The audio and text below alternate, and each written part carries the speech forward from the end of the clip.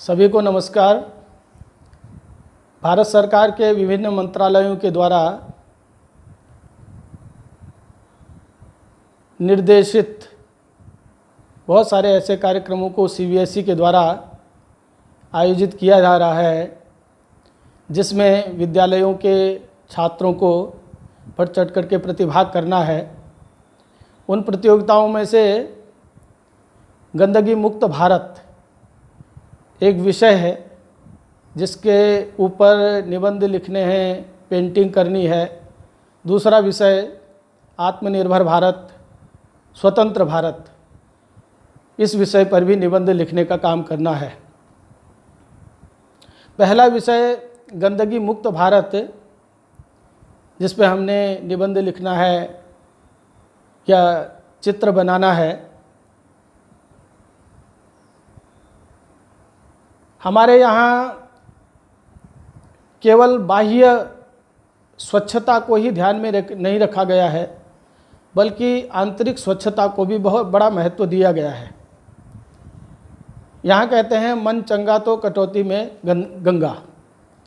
मन की पवित्रता को भी बड़ा महत्व दिया गया है, और यही कारण है कि हमारे यहाँ पेड़ पौधे, नदियाँ, पर्वत, गाय, गंगा, इन सब को भी देवता के रूप में, माता के रूप में माना गया है। इसका अभिप्राय यह होता है कि हम स्वच्छता के वाहक हैं, हम स्वच्छता चाहते हैं। मन की पवित्रता, मन की स्वच्छता को हमारे यहाँ बहुत महत्व दिया गया है। जितने भी 16 संस्कार होते हैं, उन सब में प्रकृति की पूजा की जाती है, वंदना की जाती है, और स्वच्छता का विशेष ध्यान रखा जाता है। बाह्य स्वच्छता से पहले आंतरिक स्वच्छता पर विशेष बल दिया जाता है। जैसी दृष्टि वैसी सृष्टि, ऐसा कहा जाता है। हमारी दृष्टि अगर स्वच्छता वाली होती है तो हम निश्चित रूप से सारी सृष्टि में स्वच्छता देखना पसंद करेंगे, सारी सृष्टि को स्वच्छ बनाने का काम करेंगे। हमारी दृष्टि पवित्र होनी चाहिए, स्वच्छ होनी चाहिए। उससे निश्चित रूप से समाज में भी स्वच्छता की बात आएगी। यदि हमारे मन में स्वच्छता का भाव नहीं रहेगा तो हम बाह्य जगत में भी स्वच्छता के वाहक नहीं बन पाएंगे। इसलिए स्वच्छता को एक देवत्व के रूप में मानना चाहिए। कहा गया है क्लीनलीनेस इज गॉडलीनेस, स्वच्छता में ही देवत्व का निवास होता है। हम सब स्वच्छता को ठीक ढंग से अपने जीवन में धारण करें।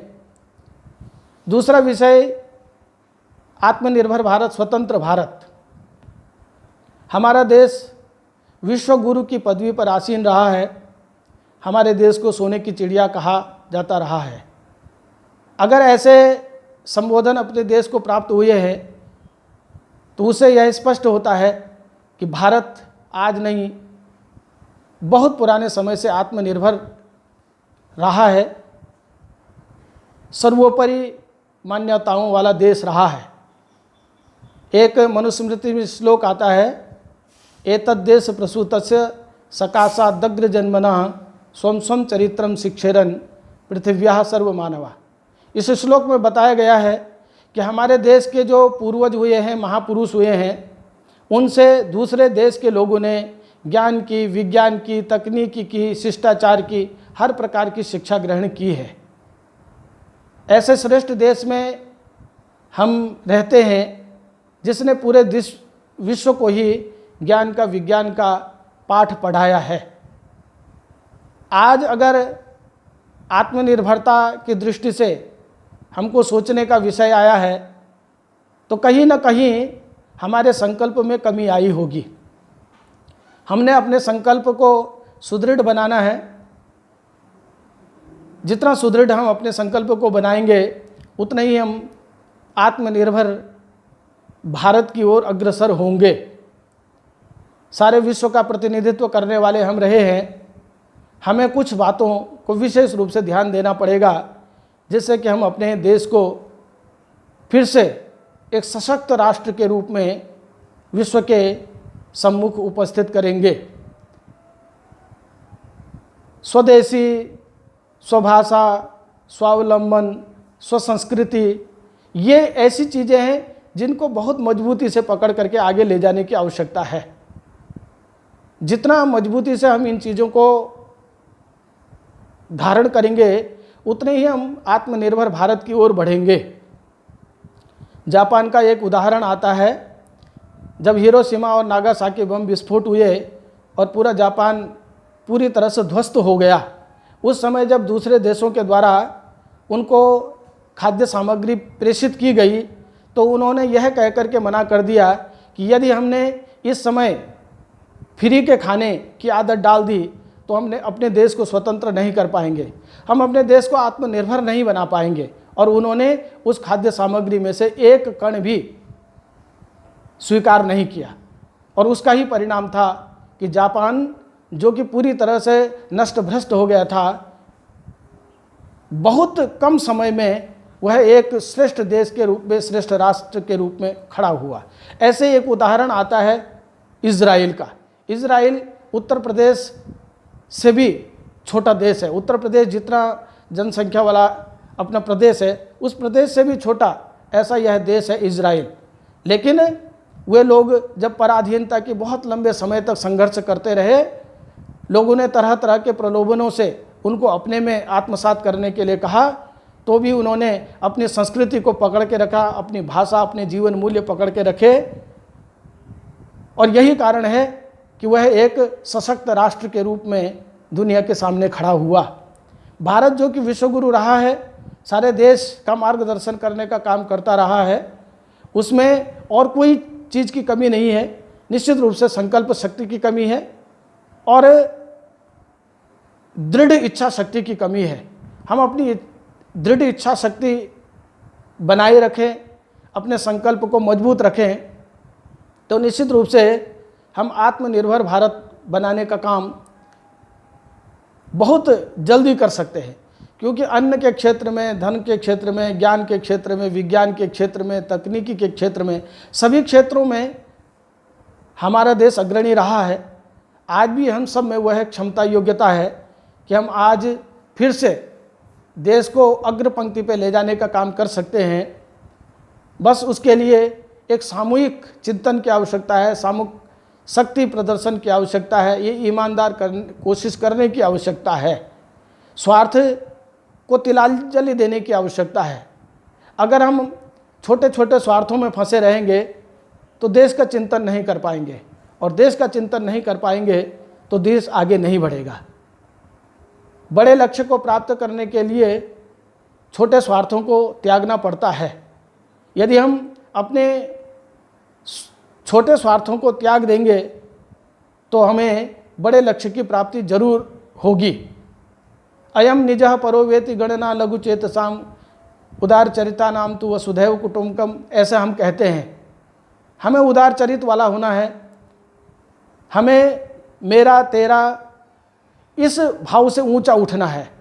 अगर हम इन चीज़ों से आगे बढ़ेंगे तो आत्मनिर्भर भारत हम जब चाहें तब बना सकते हैं। हमारे यहाँ ऐसे ऐसे बड़े आदर्श राज्य हुए हैं, आदर्श राजा हुए हैं। भगवान राम का राज्य हम सुनते हैं, भोज राजा का राज्य के विषय में हम सुनते हैं, जिनकी इतनी सुदृढ़ व्यवस्था रही है कि सारे के सारे लोग उससे प्रभावित होते रहे हैं। जब वेनसांग, फाइयान जैसे चीनी यात्री यहाँ आए तो उन्होंने भारत की व्यवस्थाओं को देख करके यही कहा था कि भारत एक सशक्त राष्ट्र है, भारत एक आत्मनिर्भर राष्ट्र है। यहाँ अन्न, धन, शिक्षा, किसी प्रकार की कोई कमी नहीं है। यहाँ दूध की, दही की, घी की नदियाँ बहती हैं।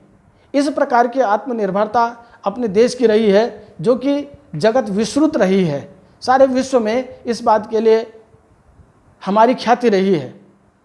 आज भी हम अपने संकल्प शक्ति के बल पर, अपने दृढ़ इच्छा शक्ति के बल पर, अपने सामूहिक शक्ति के बल पर इन सब माध्यमों से भारत को श्रेष्ठ भारत बनाने में समर्थशाली हैं।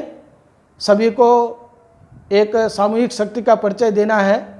और एक वो पंक्ति आती है कि देश प्रेम का मूल्य प्राण है, देखे कौन चुकाता है, देखे कौन सुमन सैया तज कंटक पथ अपनाता है।